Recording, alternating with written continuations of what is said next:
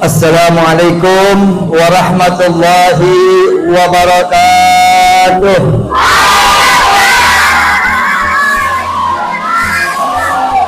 Alhamdulillah, alhamdulillahil qawi sultanuh, al-wadih burhanuh, al-mabsuti fil wujudi karamuhu wa ihsanuh.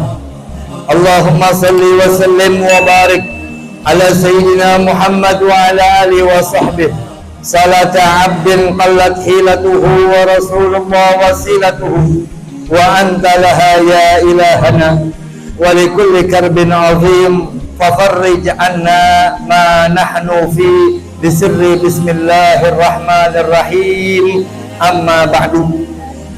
Hadratul mukarramun, para habaib wal asatiz, wabil khusus kepada Habib Quraish bin Ali Aidin yang mungkin datang atau tidak, ya kita doakan semoga beliau dalam keadaan sehat walafiat. Dan juga kepada Habib Ali bin Syekh bin bapak saya bin Salim. Benar apa enggak? Habib Ali kan Habib Ali bin Syekh bin bapak saya bin Salim, karena bapak saya Abu Bakar. Ya. Benar satunya? Iya. Oh, jadi kan Habib Ali bin Syekh bin Syekh Abu Bakar bin Salim, Syekh Abu Bakar bin Salim, ya, yaitu Qutbul Inad, ya, Sahibul Inad, yang di antara salah satu wiridnya, alhamdulillah di masa-masa anak pondok anak nggak pernah lepas daripada doa beliau Syekh Abu Bakar bin Salim. Ya, kita doakan semoga Habib Ali diberikan kesehatan, panjang umur, dan masih bisa berada di tengah-tengah kita untuk memberikan manfaat. Amin ya rabbal. Dan juga kepada Sayyid Muhammad Ibn Hasan As-Segaf, yang anak tadi di sampingnya ngerasa insecure kalau kata anak sekarang. Insecure. Wah, ya anak nggak pede, anak bilang perasaan ini kira-kira ada tanya sama Habib Muhammad nih, ya ini masih bisa tinggi lagi apa enggak?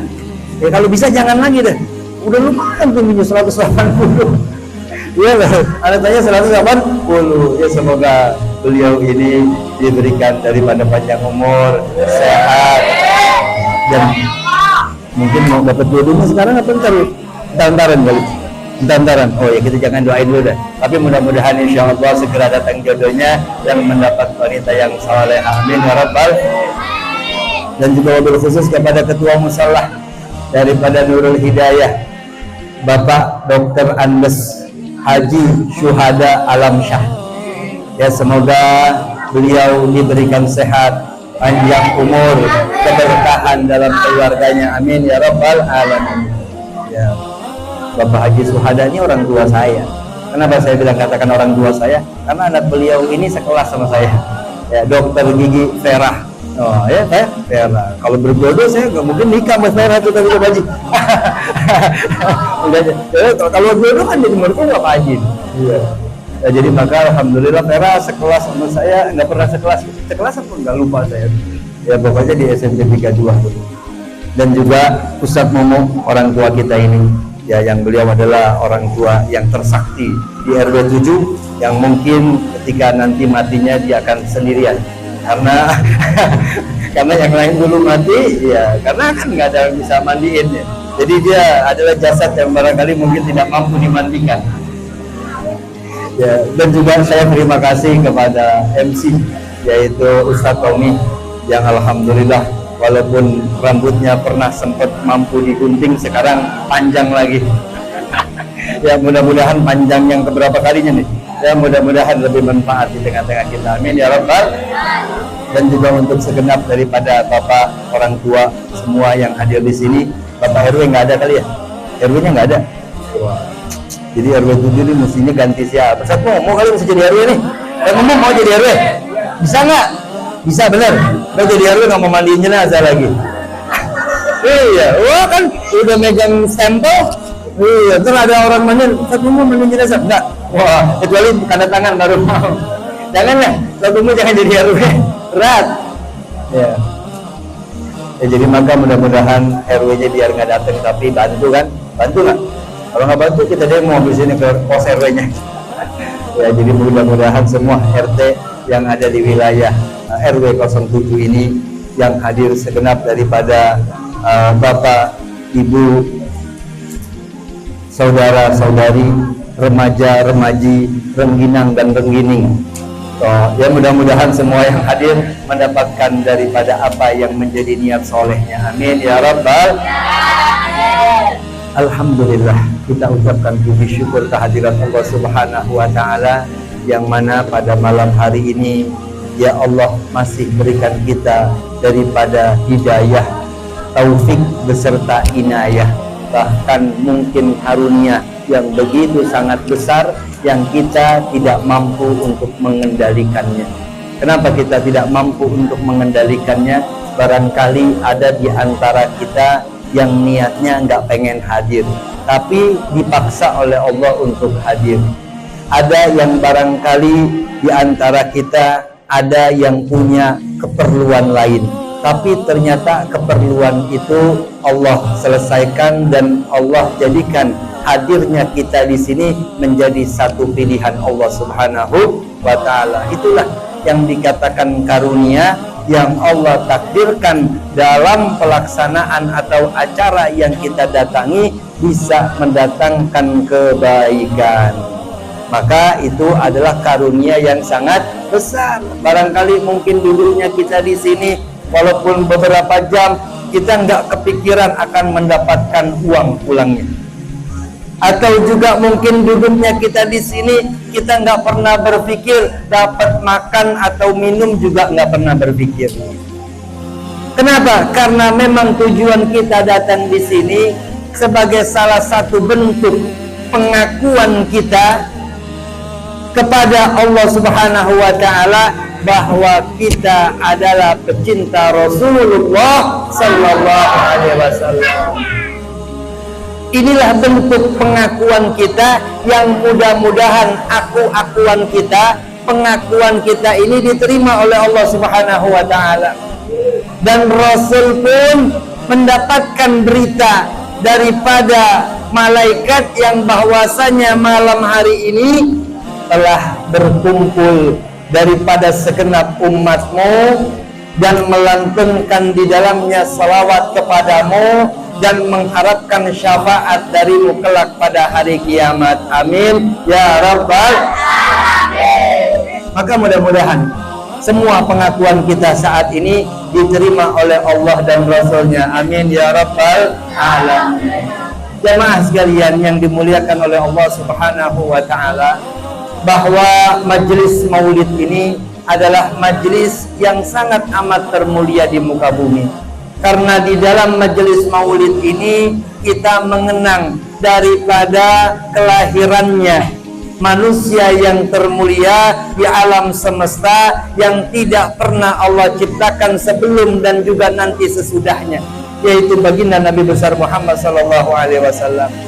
Nah, maka selawat yang kita lantunkan pada malam hari ini menjadi sesuatu kekekalan kelak nanti di hari kiamat, bahwa apa yang kita baca pada malam hari ini akan tercantum di dalam kelompok orang-orang yang mutlak akan berkumpul bersama Rasulullah Sallallahu Alaihi Wasallam. Karena janji Nabi kita Muhammad Sallallahu Alaihi Wasallam, ya, maka Nabi katakan bahwasanya yang nanti akan datang dan dekat kepadaku di hari kiamat kelak adalah mereka yang paling banyak salawat kepadaku, kata Nabi.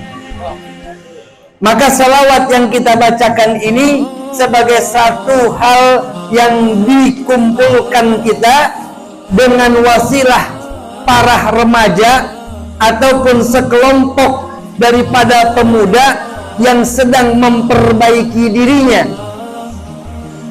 yang pada awalnya mereka mungkin jauh daripada kata agama. Mungkin dahulunya mereka ada di majelis-majelis keburukan, mereka ada di tempat-tempat yang tidak ada di dalamnya kebaikan. Tapi setelah mereka kembali, mereka hijrah, mendapatkan petunjuk dari Allah Subhanahu wa Ta'ala, dan mereka istiqomah berkumpul di dalam majelis ilmu, inilah keberkahan yang didapatkan oleh mereka. Semoga keberkahan ini menjadi pelopor yang tadi dikatakan oleh MC sebagai remaja-remaja yang membawa perubahan. Amin ya rabbal alamin. Perubahan untuk dirinya, perubahan untuk keluarganya, dan perubahan untuk lingkungannya, yang insya Allah ke depannya akan melahirkan generasi-generasi yang lebih baik daripada yang saat ini. Itulah daripada harapan kita. Maka orang tua yang ada di sini harusnya bangga, bersyukur, bahagia kepada Allah Subhanahu wa taala melihat remaja-remaja ini yang begitu semangatnya, yang begitu punya niat yang kuat untuk tampil mengambil bagian sebagai pengakuan daripada kecintaannya kepada Nabi Muhammad sallallahu alaihi wasallam. Inilah yang kita harapkan, bahwa kita sebagai umatnya harus ngaku-ngaku dulu. Dengan ngaku-ngaku ini mudah-mudahan diakui. Karena tanpa kita mengaku-ngaku bahwa kita pecinta Nabi Muhammad SAW, bagaimana kita bisa diakui? Semua pada dasarnya kan ingin mengaku. Daripada apapun kehidupan di dunia ini, orang kan awalnya ini bukan tanahnya, diakui jadi tanahnya, kan gitu. Awalnya kan ini tanah saya, ini rumah saya, ini kendaraan saya. Ucapan ikrar penyebutan bahwa ini adalah milik saya, maka akhirnya jadilah itu menjadi miliknya. Nah, ini pengakuan yang kita inginkan dikelompokkan menjadi pecinta Nabi Muhammad. Bagaimana orang yang cinta kepada Nabi Muhammad SAW, mereka akan mendapatkan keberuntungan dunia dan akhirat. Para sahabat yang hidup bersama Nabi, mereka melihat Nabi, menyaksikan mukjizat-mukjizat yang keluar dari Nabi. Mereka menyaksikan akhlak yang begitu luhurnya dari Nabi, pantas mereka punya cinta kepada Nabi. Nah, kita ini dilahirkan tidak ada Nabi sudah. Kita dilahirkan yang sudah tidak bisa melihat bagaimana budi pekerti luhurnya Nabi Muhammad SAW. Dan kita tidak menyaksikan mukjizat yang keluar daripada Nabi Muhammad SAW. Tapi Allah masih pilih kita, Allah masih kelompokkan kita menjadi daripada umatnya Nabi Muhammad SAW yang mau mengakui atau mengaku sebagai pecinta Nabi Muhammad SAW. Inilah sebagaimana isyarat yang Nabi katakan di hadapan para sahabat, nanti akan datang bahwasanya di masa yang aku rindu sekali, aku rindu melebihi daripada rindunya Nabi kepada para sahabat. Inilah dikatakan umatnya Nabi Muhammad SAW yang saat ini mau mengikuti apa yang dibawa dengan ajarannya Nabi Muhammad SAW. Jadi para ma'asyiral muslimin rahimakumullah, Bapak Ibu sekalian yang hadir di sini sekarang, ya saya ingin sampaikan satu aja kebaikan yang barangkali mungkin ya dengan datangnya pada malam ini begitu antusiasnya, musola ini jadi padat. Ya, hawa di musola ini yang biasanya terasa AC, ya pendingin ruangan ini agak terasa kalau tiap malam Sabtu, tapi malam ini sungguh amat tidak terasa. Dan yang mana di jalanan luar musola ini di setiap malam Sabtunya bisa berlalu lalang kendaraan, tapi malam ini tidak ada satupun kendaraan yang bisa berlalu lalang. Kenapa? Karena antusiasnya besar. Masih banyak warga-warga di wilayah RW 07 ini yang pengen diakui, pengen dianggap menjadi pecinta Nabi Muhammad SAW. Inilah sebagai salah satu wujud bukti. Nah, namun ketika kita pengen betul-betul diakui, kita ingin mendapatkan sesuatu pengakuan itu secara mutlak, maka yuk kita perbaiki diri kita. Selepas acara, selepas daripada undangan yang diadakan ini oleh para remaja, bahwasanya ini menjadi sebagai titik maju kita untuk memperbaiki diri kita ke depan.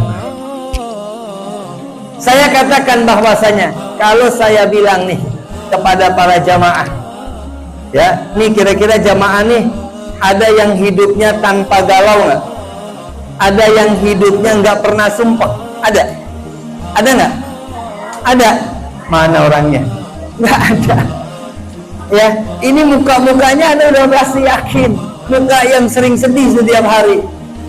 Ya, ini muka-muka yang sering bingung ke setiap harinya nih. Dari jam ke jam, ya, dari hari ke hari, dari pekan ke pekan, dari bulan ke bulan, ya, itu yang dikatakan bahwasanya sering mendapatkan sesuatu yang menjadikan kita gundah gulana, menjadikan kita bingung, menjadikan kita merasa apa yang harus saya perbuat, apa yang harus saya kerjakan. Ada benar begitu? Ya ibu semua yang di depan nih, kira-kira setiap hari begitu perasaannya, bingung mikirin istri, mikirin yang suami, mikirin istrinya, yang istri mikirin suaminya, ya, yang anak mikirin orang tuanya, orang tua mikirin anaknya, yang hidup mikirin hidupnya, bagaimana pekerjaannya, bagaimana dagangannya. Itu kan gundah gulana namanya. Itu namanya semua yang dikatakan dalam bahasa Arab namanya aham. Apa aham? Aham itu adalah gundah gulana, kesedihan yang sangat, itu namanya aham. Makanya Nabi sampai memerintahkan, Nabi ajarkan kepada para sahabat agar sahabat berlindung, dan kita sebagai umatnya juga baca doa. Apa doanya? Allahumma inni a'udzubika minal ham wal hazan. Di dalam Wirdul Latif diajarkan, dibacakan zikiran itu pagi sore, jangan ditinggalkan. Apa? Ya Allah, saya berlindung kepadamu daripada ham wal hazan, daripada gundah gulana dan kesedihan. Karena gundah gulana dan kesedihan ini sesuatu dasar orang bisa menjadi kacau hidupnya.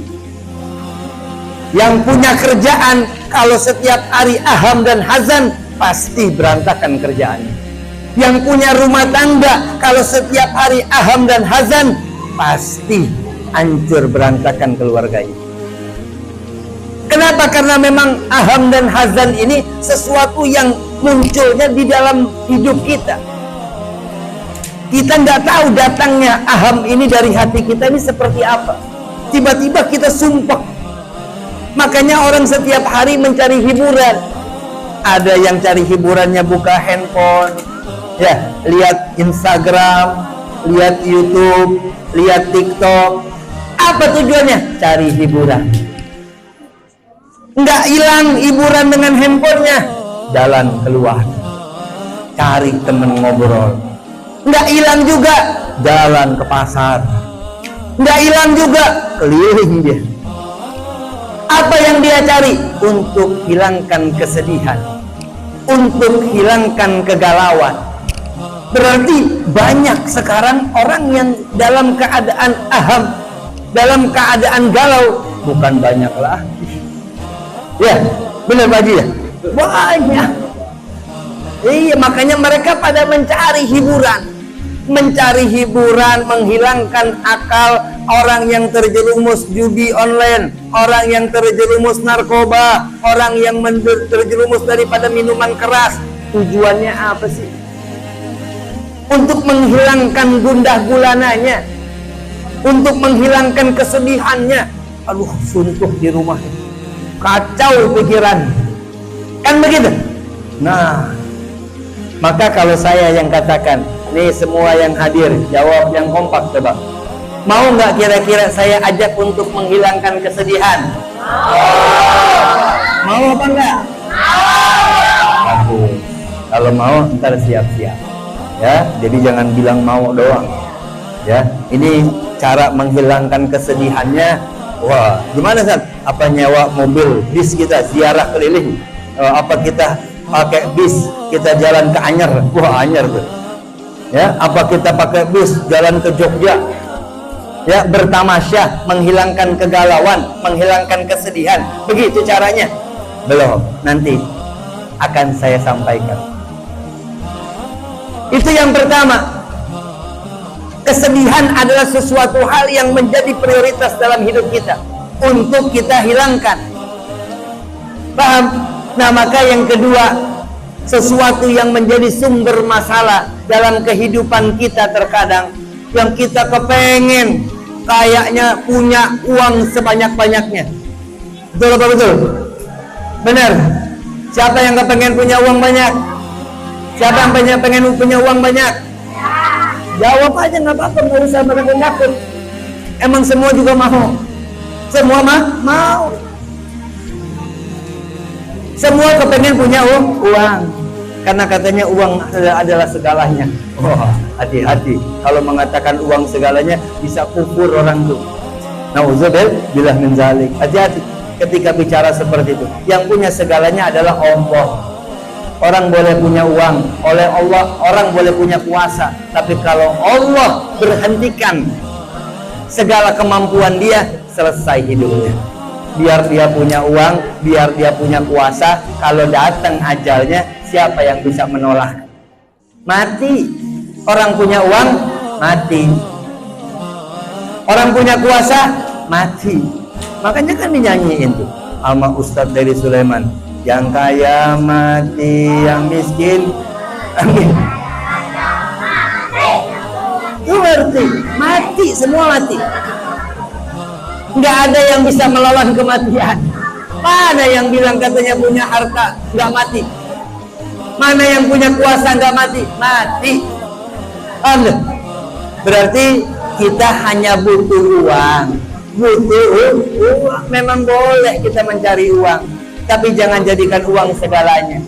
Tapi kepengen uang yang saya miliki setiap hari cukup. Betul apa betul? Saya pengen makan, ada uangnya.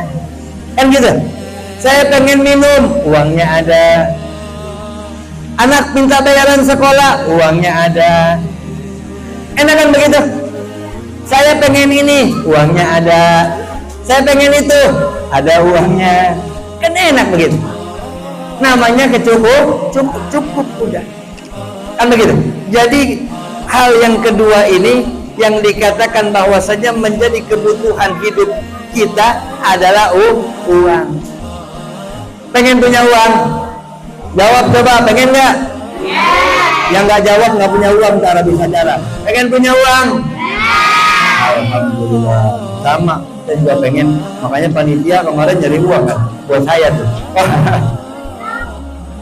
Nah, maka dikatakan bahwasanya ketika uang menjadi sesuatu yang keinginan kita, ya, mau nggak kalau saya ajak biar uangnya selalu ada? Mau? Percaya nggak kalau saya ajak nanti uang selalu datang? Percaya apa nggak? Bener percaya? Ustadz yang ngajak nih, percaya apa nggak? Percaya kalau Ustadz ajak pasti dapat uang? Percaya? Percaya. Kan begitu, nentengin besek Ustadz, kan sampai sono amplop bagi dua. Kan begitu. Kan percaya namanya. Paham? Jadi percaya kalau dapat uang dari Ustadz, kalau ikut Ustadz. Percaya? Nah, ini yang menyampaikan bahwasanya dua permasalahan tadi, gundah gulana, kegalauan bisa hilang. Dan yang kedua, rezeki bisa datang dari segala penjuru. Rezeki bisa datang daripada hal-hal yang tidak kita duga. Selama ini orang yang kerja hanya berpikir rezekinya bisa dapat dengan dia kerja. Yang selama ini dagang berpikir kalau rezekinya bisa dia dapat karena dagangan. Nggak dagang, nggak makan saya, kata dia. Nggak kerja, dari mana uang saya? Betul begitu? Betul apa betul? Nah, ini harus ditepis. Kalau uang itu bisa datang dari arah yang tidak terduga. Siapa yang bicara? Bukannya ustadz, bukannya habib, bukannya ulama, tapi yang berbicara adalah Nabi Muhammad sallallahu alaihi wasallam. Nabi yang berbicara. Ayo ragu-ragu dengan ucapan Nabi? Merasa nggak yakin dengan apa yang dikatakan oleh Nabi? Na'udzubillah, kufur orang tersebut. Apa yang Nabi katakan? Syaratnya mudah, gampang. Apa Nabi katakan dalam hadis? Ya, dalam sebuah hadis yang dikutip oleh Al-Habib Utsman bin Abdullah bin Aqil bin Yahya dalam kitab Risalah Dua Ilmu itu dikatakan bahwasanya man tafaqaha fi dinillahi azza wa jalla, siapa yang telah memahami atau siapa yang memahami ajaran agama Allah Subhanahu wa taala. Bagaimana coba? Ini sebelum diteruskan hadisnya, ya, sekarang saya mau bertanya, bagaimana cara kita memahami ajaran agama Allah? Gimana caranya? Bagaimana caranya? Bagaimana cara kita memahami ajaran agama Allah? Buka TikTok, salah. Ya, buka apa lagi? Ya, buka apa namanya? Buka situs judi online. Nah, itu malah menjauhkan daripada ajaran agama Allah. Buka apa? Buka YouTube, buka Instagram. Tidak. Cara kita mengetahui, ya, memahami agama Allah Subhanahu wa taala dengan cara belajar. Bagaimana cara belajar yang benar? Cara belajar yang benar ada gurunya. Cari gurunya, datang duduk kepada guru. Itu cara kita belajar dan memahami ajaran agama Allah. Itu caranya. Kalau kita belajar tanpa guru, dikatakan bahwasanya man ta'allama bila syaikhin fa syaikhuhu syaitan. Siapa yang belajar tanpa guru, gurunya setan. Dia nggak tahu agama, buka YouTube. Dia nggak tahu agama, buka TikTok. Nggak ada gurunya, cuman dengar ceramahnya. Habis begitu dia kurang paham, dia takwil sendiri. Oh, maksudnya begini kali ini. Oh, maksudnya begitu kali ini. Nah, ketika dia katakan, oh maksudnya begini, oh maksudnya begitu, itu yang bilang oh adalah setan. Maka tidak bisa kita belajar tanpa guru, harus datang kepada guru. Paham tuh? Nah, maka ini yang dikatakan bahwa oleh Nabi, siapa yang mengerti, memahami ajaran agama Allah Subhanahu wa taala, kafahullahu ahammahu. Allah akan hilangkan, Allah akan cukupkan, Allah akan tutupi segala apa yang menjadi gundah gulana dia. Itu janji dari Nabi Muhammad SAW yang bahwasanya Nabi akan memberikan, ya, sebagaimana keterangan ini bahwa mereka yang mengerti akan agama Allah, gundah gulananya akan cepat hilang, gundah gulananya akan cepat sirna dari dirinya. Karena kalau gundah gulana itu terus menerus ada, kita nggak bakal bisa sempurna jalanin hidup. Orang yang sering gundah gulana tuh jadi brengsek hidupnya, bikin kekacauan, yang bikin segala macam dalam kehidupan ini menjadi tatanannya berantakan karena hidupnya banyak gundah gulana. Nah, maka Nabi katakan siapa yang memperdalam atau siapa yang mengerti akan ajaran agama Allah, satu jaminannya dia akan dihilangkan gundah gulananya, dan yang kedua warazaqahullahu min haitsu la yahtasib. Allah akan berikan rezeki untuk dia dari arah yang tidak terduga. Itu janji Nabi Muhammad sallallahu alaihi wasallam. Jadi orang yang mengerti ilmu agama itu dua jaminannya, sumpahnya cepat hilang, yang kedua miskinnya nggak bakal lama. Bokeh nggak ada duit, sebentar. Hadir majelis taklim, doa sama Allah Subhanahu wa taala, minta daripada petunjuknya, ikhtiar jalankan, datang rezeki itu segera. Nggak percaya, amalkan. Kalau nggak berhasil, datang kepada saya.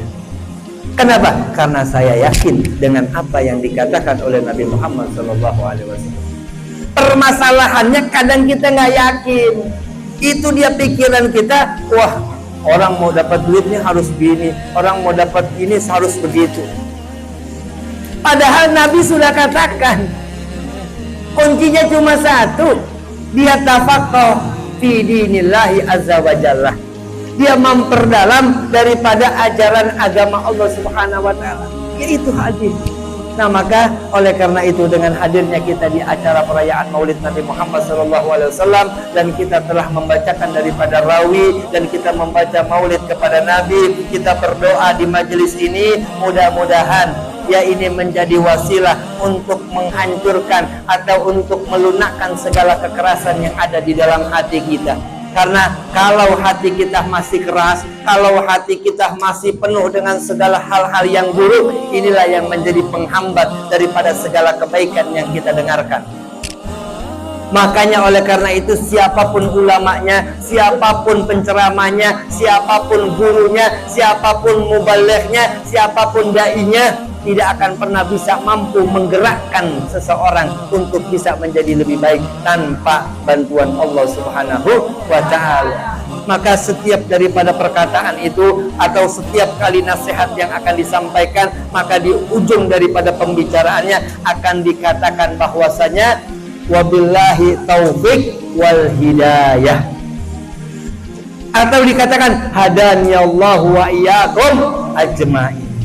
Itu sebagai penutup kata yang bahwasanya mereka yang berkata kebaikan apapun, jangankan dia sekedar manusia biasa, Rasul, Nabi, malaikat sekalipun, nasihatnya tidak akan mampu diikuti oleh kita yang namanya manusia tanpa daripada petunjuk Allah Subhanahu wa ta'ala. Nah, maka acara ini memandang atau memancing daripada segala rahmat hidayah yang Allah punya, sehingga Allah mau berikan kepada kita semua yang hadir di sini. Nah, maka daripada wasiat yang Nabi katakan, insya Allah ini masalah yang sudah sering kita hadapi setiap hari, masalah kesumpekan dan masalah rezeki. Ternyata kuncinya bukan ada di kantor, kuncinya bukan ada di pasar, kuncinya bukan ada di tempat daripada penjualan kita, tapi kuncinya ada di majelis-majelis taklim. Lantas ketika kita hadir ke majelis taklim, niatnya untuk nyari rezeki? Bukan. Ketika kita hadir ke majelis taklim, niatnya untuk menghilangkan sumpek? Bukan. Tapi niat kita hadir ke majelis taklim karena ingin memperdalam daripada ilmu Allah Subhanahu wa ta'ala atau ilmu agama Allah. Maka niat itulah menjadi satu catatan yang insya Allah Allah akan berikan daripada hidayah taufik kepada kita, dan kita bisa memahami ilmu, dan dengan ilmu yang kita dapatkan Allah kasih lagi inayahnya sehingga kita bisa mengamalkan, dan setelah kita mengamalkan akan menjadi obat untuk batiniah kita. Amin ya rabbal alamin. Oleh karena itu semua yang ada di sini kita berdoa kepada Allah Subhanahu wa ta'ala. Sebelum itu kita baca salawat bareng-bareng dulu ya, salawat busyra. Mudah-mudahan dengan salawat busyra ini juga kita bisa mendapatkan kebaikan daripada salawat ini. Amin ya rabbal alamin. Allahumma salli wa sallim ala sayyidina Muhammadin dan tubasyiruna wa ahlana wa jami'a man wa mu'allimina wa sabaqana wa qaribatina fi yawmina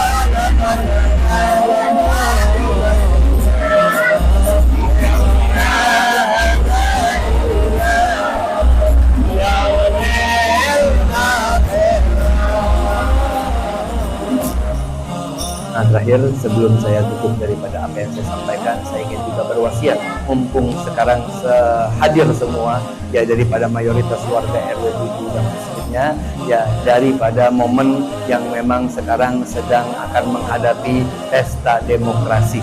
Nah, maka oleh karena itu saya mengharapkan selalu ukhuwahnya. Apa ukhuwahnya? Kekompakannya, persatuannya, dan mengikuti daripada segala arahan orang-orang yang bisa membimbing kita dalam perkara urusan dunia dan akhirat. Kenapa? Karena kalau urusan kita masuk ke WC dalam Islam diatur, tahu masuk ke WC? Masuk ke WC nih, kita masuk WC kan biasa setiap hari berapa kali ke WC? Ya, setiap hari berapa kali ke WC? Gak kehitung kadang-kadang ya. Apalagi yang udah tua-tua, apalagi ada gula darah. Wah, ya bentar-bentar kencing. Kan gitu. Berarti kan sering keluar masuk WC, diatur sama Islam. Masuk WC kaki kiri, keluar kaki kanan. Masuk kaki kiri baca doa, Allahumma inni a'udzubika minal khubuthi wal khaba'ith. Kalau hafal, masih kecil sih hafal, udah tua lupa. Ya kenapa? Karena masih kecil nggak ngamalin, udah tua lupa sudah. Orang nggak ngaji-ngaji lagi. Itu doanya. Nah, keluar WC kaki kanan. Jangan dianggap remeh, itu sunnah. Dan itulah sebagai pengakuan kita sebagai pecinta Nabi Muhammad SAW. Karena orang yang cinta ikut kepada Nabi Muhammad SAW. Nabi Muhammad begitu, keluar masuk WC pakai cara. Masuk WC kaki kiri, keluar WC kaki kanan. Kan begitu, itu aturannya. Kencing usahakan jongkok. Kalau nggak bisa karena pakai celana sempit, berdiri sewaktu-waktu. Kalau di rumah pakai sarung, di musola bisa jongkok kencingnya. Kenapa? Karena sunnah Nabi. Nah, jadi kalau urusan perkara kencing kita diatur sama agama, apalagi urusan perkara milih pemimpin, maka ikuti daripada petunjuk-petunjuk agama. Jangan berdasarkan uang. Jangan berdasarkan, wah ini politik nggak bisa dicampur sama agama. Ya, inilah musuh-musuh Islam. Paham ya? Jadi maka untuk berkaitan tentang yang akan datang ini, ikuti arahan-arahan daripada ulama kita. Ikuti daripada arahan-arahan guru-guru kita. Maka apa yang kita dianjurkan atau diarahkan, itu yang kita ikuti. Siapapun caleg silahkan datang. Siapapun orang yang mengaku bisa mampu memimpin, silahkan datang. Tapi untuk pilih nanti dulu. Paham tuh?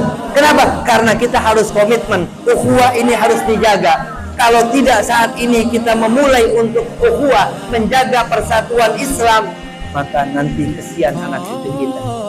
Ya, yang memberikan dampak nanti anak cucu kita.